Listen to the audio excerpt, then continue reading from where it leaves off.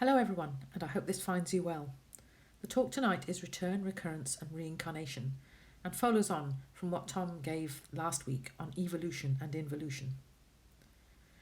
This talk is both theoretical and practical, and we can see how to apply this information to benefit our essence in everyday life. We can certainly use this information to benefit our work enormously. Let's explain how it works. You can see already that we're here once more at this talk, and days come around very fast. Everything is in repetition, everything repeats. Look at the seasons: spring, summer, autumn, winter, day, night. Everything recurs and repeats in that way. This is a natural law, and it's a natural law that also affects our essence. Repetition is not just in the outer world. This type of repetition happens far more extensively in our inner lives than we realise. Once we see this repetition happening, we can use our observations to help us in our purpose, which is to be more conscious, to awaken the essence, and to remove those habitual reactions that characterise us. I'm talking about things like the reactions that we have, say, every Sunday night when we realise we have to go to work on Monday morning, and the Monday morning blues. Or perhaps when we see a particular person coming to visit us, maybe we always have that same reaction. It could be positive, actually, as well as negative, perhaps. But the idea is that we have many repetitious ways of behaving, internally speaking. In the same way as we see those repetitions in the external world, we can also see them in the internal world. So here are the terms that we're going to use: the law of return and recurrence. Have you ever felt that you have been somewhere before or met someone before? If so, you will probably have experienced something of these laws that we're going to talk about today. The law of return is always combined with the law of recurrence, and then we'll talk about reincarnation at the end. Return refers to a new life in a new body, a new existence. Remember, we said that the essence was immortal. That essence moves from one vehicle to another vehicle. It's sometimes called the transmigration of souls, or metempsychosis, which came from Pythagoras. Recurrence refers to the repetition of dramas, scenes and events in everyday life, in each life. We'll talk more about that extensively in the lecture. So let's just recap what we were talking about in the last lecture, just to set the scene. Now I'll bring up my pointer here, my pen. So we mentioned then that the essence comes from the superior dimension. Its first journey takes it down where it begins in the mineral kingdom down here. The purpose of the journey of the essence is so that it joins the great wheel of samsara, which moves ascending and descending in a continuous manner until the time comes when one day, when the essence reaches a point in the human kingdom, it has learnt enough and it can go back to the spiritual dimension where it came from. This side here we called evolution.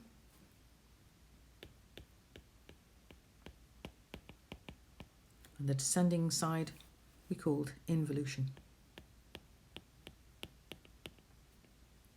These are two mechanical laws of nature.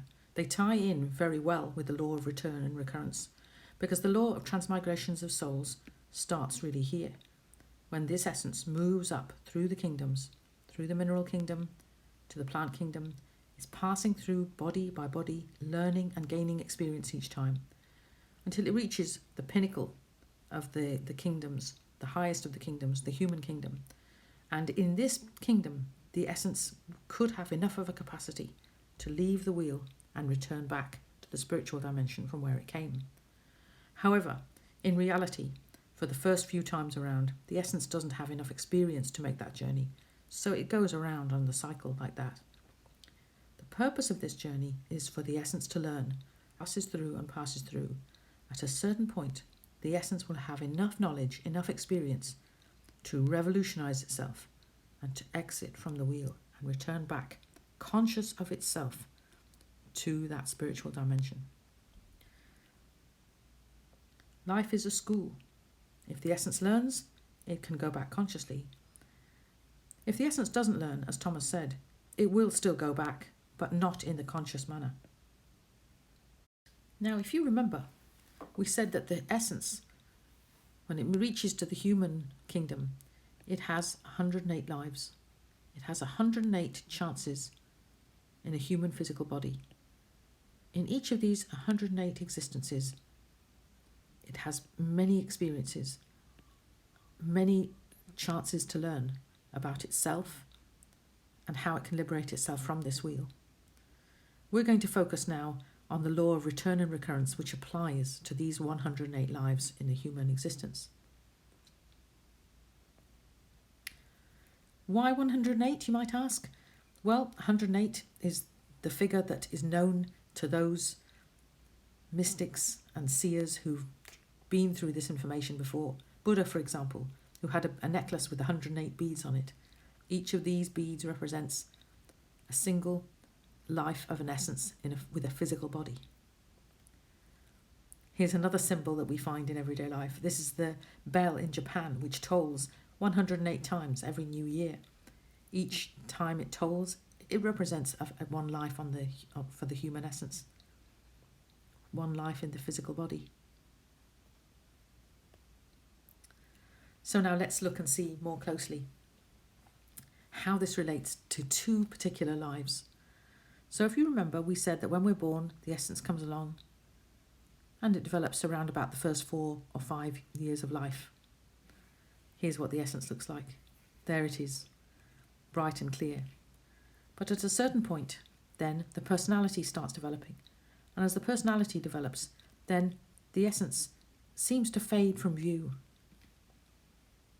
Here it is. The personality is a mask for the essence.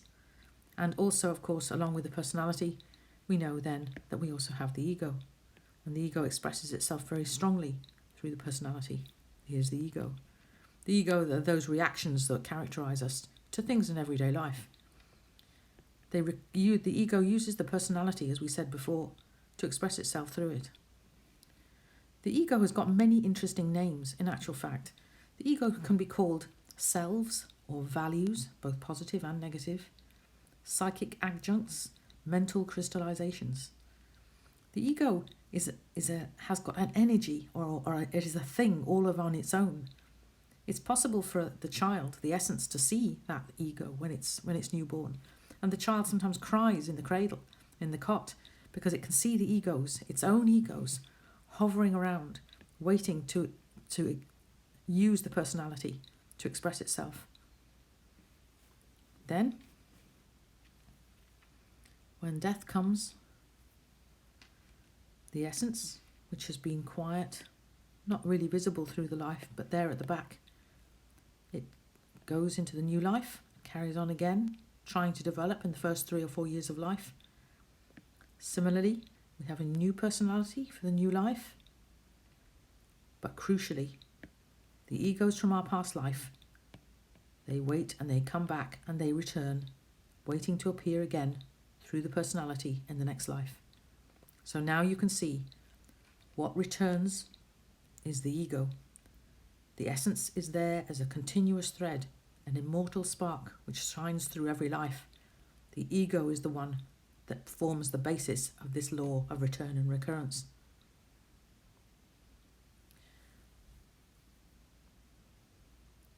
Here we go. Essence, ego, and personality all over again. Here's an interesting picture.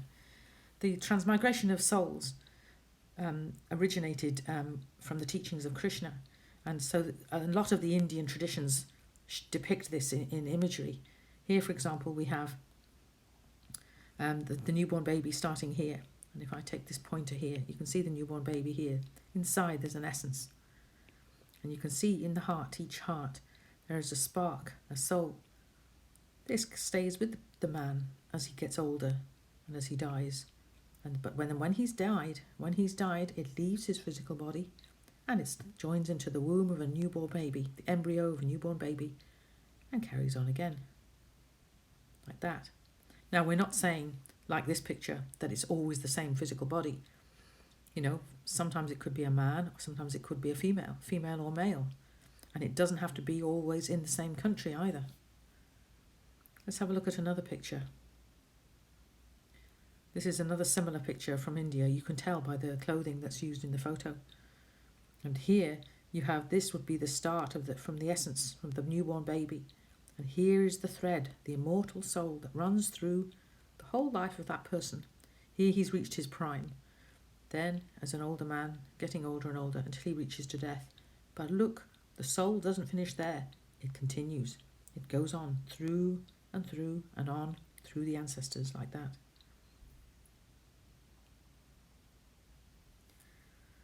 There are some certain features of each return.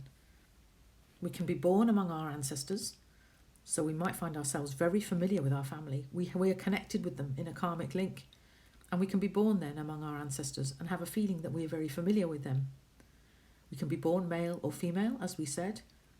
Another feature of a recurrence is that we can often visit countries that we lived in before, in past lives. I know for myself, I've got a strong affinity to India, in actual fact. And I know when I went to visit there, I felt very comfortable and very relaxed there. It all felt very familiar to me. And even the people I met there were very close, I would say. There was an ease of the relationships with them. In every life, we might come across people we knew from past lives. And like this now, you might meet somebody and you feel that you know them, or you have that great familiarity or comfortability. This is particularly true of partners and people that we become very good friends with. They are certainly more than familiar to us. Sometimes you can see your past lives in your dreams.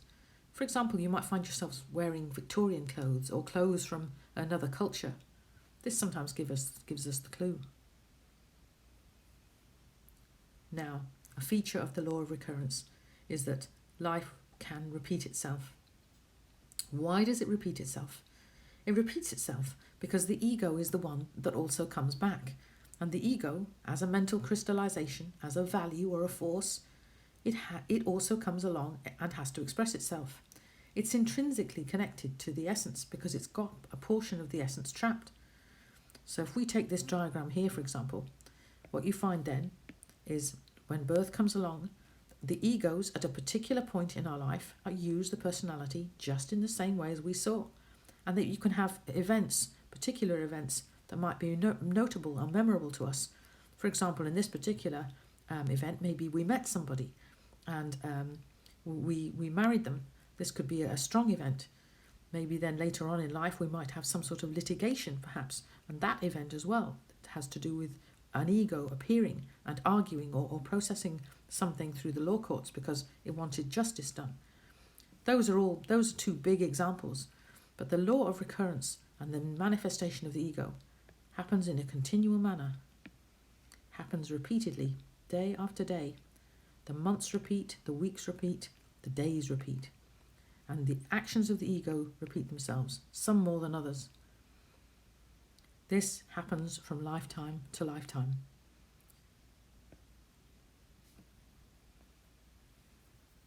The law of recurrence then has positive and negative results for us. The fact that the same situations recur is a positive aspect. Why is it positive? It's positive because we're going to be able to see the repetitions. And in seeing the repetitions, we can see the way that our egos or our mechanical reactions occur. And then we can start to do something about it. This is how the essence learns. As we repeat situations, we learn. This is how the soul learns along the wheel of samsara. For example, if I was to say to a child, don't put your finger in the candle, it burns. As soon as they've done it once, they will certainly have learned. But our essence doesn't learn as quickly as this. It takes us a lot longer to learn about the way that we behave or our psyche or why we're here on the planet, why we're here in this life. What is it that we have to do? We come back each time asleep, each time learning again with a new personality, how to walk, how to talk, how to live in life.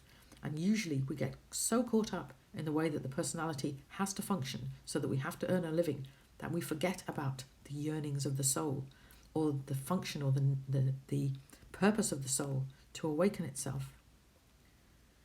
A negative aspect of this law, however, is that it happens without our intellect or our rational mind being aware of it.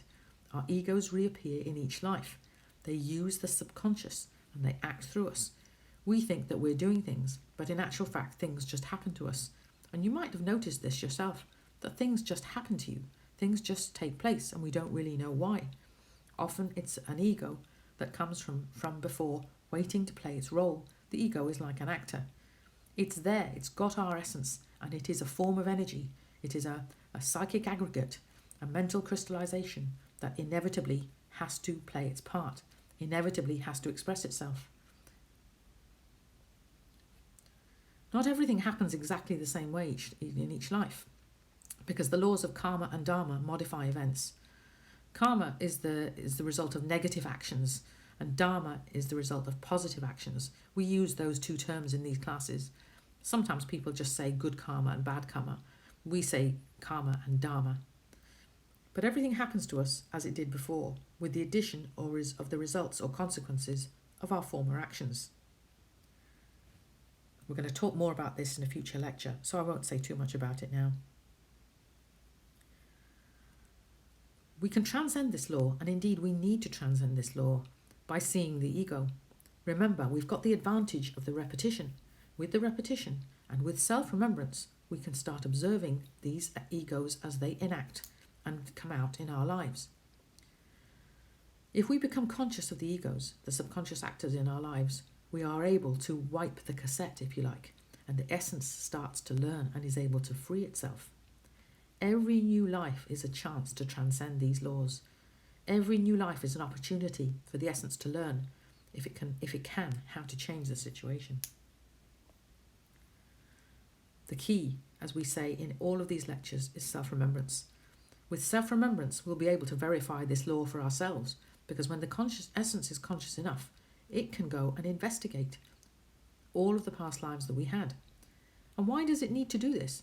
Because at a certain point, the essence will need to know and need to rescue the essence that's trapped in each of those egos. It will need to know where and when those egos were created. How did they get there? What part do they play every life? And can we get rid of these things that cause us difficulties? Being conscious, being in the present moment, remembering ourselves, stops recurrence. Now finally, reincarnation. Reincarnation for someone who is already conscious, somebody called a master. This is not part of any mechanical law. A master, or somebody who's realised their essence, cleaned their essence, they can choose a favourable situation to return to according to their task or mission for a higher purpose. They're conscious from birth with no ego. Reincarnation is something that's chosen by a conscious person. For us, because our essence is not yet conscious, we simply return. We find ourselves in a situation which may be beneficial to our learning, which will be beneficial to our learning if we know how to use that situation. Where do we start? We start by trying to see the recurrence in daily life. Even studying 1 week of our lives, we can see not only the situations that recur, but also the inner states, the words, the reactions and actions. All of those thoughts that we have, how do they recur? If you sit down and do a practice, for example, if we sit down and do a practice even listening to music, but if we relax the body first, watch and see how many of those thoughts are recurring thoughts. How many times do we think about the same situation? Sometimes it's very difficult to get out of the recurrence. That's how strong the recurrence is. And it's the recurrence that has made us so mechanical. It's the recurrence that keeps us from knowing that we have an essence inside of us that has the potential to be conscious, because we're smothered by these mechanical, repetitious reactions. Self-remembrance is the key to overcoming this. So let's remind ourselves, how do we do the self-remembrance practice? How do we remember ourselves as we go about our daily activities? Firstly, use the questions. Am I in the kitchen or in the living room? Is it night or is it day? Where am I? What am I doing? You can ask these questions before you're going to do any activity or during it. So, for example, if you're brushing your teeth, use those questions. Am I in the kitchen or in the bathroom? Am I wearing pyjamas or am I wearing clothes? Where am I? What am I doing? Really try and feel the answer, perceive the answer. This isn't an intellectual exercise. You're trying to actually feel the answer. It's the essence that checks this. Then Put your attention into the action of what you're doing. If you're brushing your teeth, your action is either with the moving of the teeth, the toothbrush, or the fact that you're standing in the bathroom. But you must couple this with perception of what you're doing, perception of standing in the bathroom. Use a sense and keep to one point. A good exercise would be to hold on to the toothbrush and not to forget that that's what you're doing. Hold on to the toothbrush, feel it with your sense of touch, and then keep doing it. Keep brushing your teeth, knowing that you're doing that. Eventually, we will be able to combine the action and the perception at the same time. And when we get to that state, we have a good sense of what self-remembrance really is. It will remind you of what you were like as a child. The first time I experienced self-remembrance and I was combining the action and the perception, I couldn't believe everybody should be living like this. When you're doing the action and the perception, remember that's what you're doing. Keep your attention. Try and keep it there with what you're doing. Give yourself 4 or 5 activities every day at this stage. More if you feel like it, especially if we're cooped up inside. Target those activities, be definite about them, and see how you get on. So that's quite a theoretical lecture, but I hope that you also take the practicality out of it as well, in that we know we can look for these repetitious behaviours going on. Try and see now, as part of your exercises for the coming week, try and see any repetitious actions that we might have. Look to see the words that we say again and again. If we meet somebody or talk to somebody, do we always talk about the same things? Observe all of this, because all of these repetitions are going to be useful as we try and break that mechanicity and try and become more conscious.